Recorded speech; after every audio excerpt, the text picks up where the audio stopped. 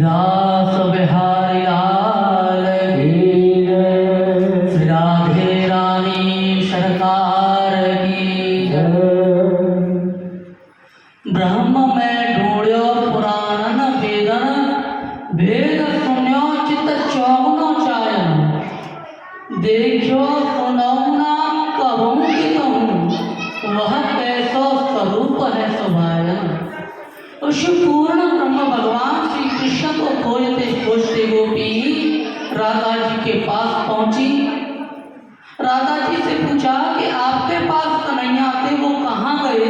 तो राधा जी बोले कि गोपियों, मुझे भी अभिमान आ गया हो, तो इसीलिए कन्हैया मुझे भी छोड़ कर के अंतर ध्यान हुए।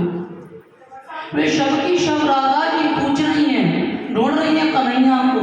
हे वृक्षो, हे लताओ, बताओ ना मेरा कान्हा कहाँ है, मेरा कृष्ण कहाँ है, मेरा शवरिया है कहाँ? पूछते पूछते आगे पहुंची। वहां पर एक तुलसी मिली और बोली, है तुलसी देवी, आप तो भगवान श्री हरि की बहुत ही प्रिय हैं, आप बताओ ना मेरा कन्हैया कहाँ है? लेकिन कोई पता नहीं। विरह में रोती बिलखती गोपियां राधा जी के साथ और आगे बढ़ने लगी। जब ज्यादा दुखी हो गई तो भगवान श्री कृष्ण ने सोचा कि अब इनका काम शांत हो चुका है, इनका मान मर्दन हो चुका है। तो भगवान बड़े ही प्रसन्न हुए। ये सबकी सब गोपियां जाकर के पावन पुलिन तट श्री रमण रेती धाम में पहुंची। वहां पर कहीं बैठ करके कन्हैया को पुकारने लगी। जयते तेधिकं जन्मना व्रज, श्रयत इंदिरा शशरत्रहि, दयत रेशतां देक्षुतावता, त्वये धृता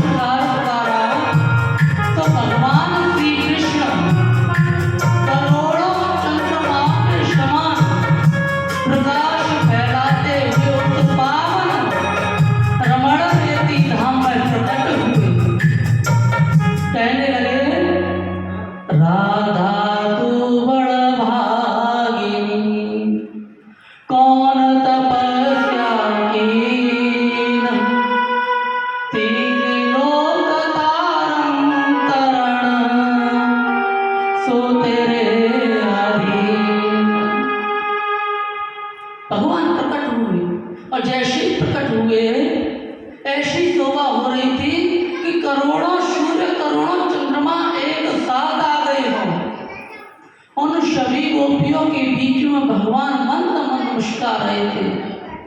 सभी गोपियां प्रसन्न हुई। जितने आंसू बहाए थे उससे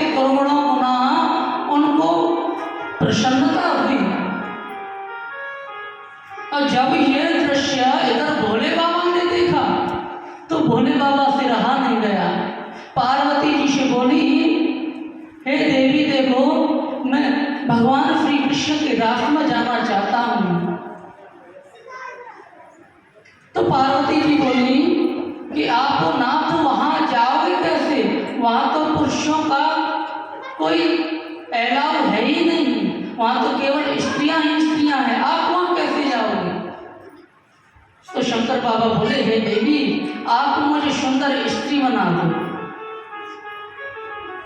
और मुझे सजा दो, तो मैं वहां पर स्त्री बन के पहुंच जाऊंगा।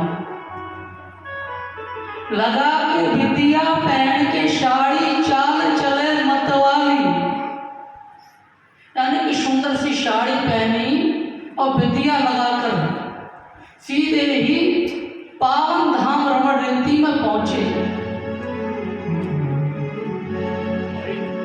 अरे एक दिन वो भोले भंडारी और बन करके ब्रजनारी गोकुल में आ गए,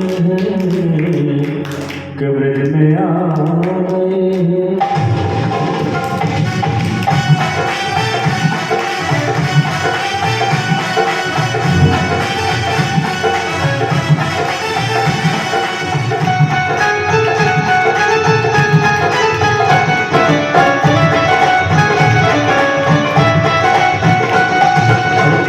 वो भोले भंडारी बन करके ब्रजनारी गोकुल में आ गए, गोकुल में आ गए।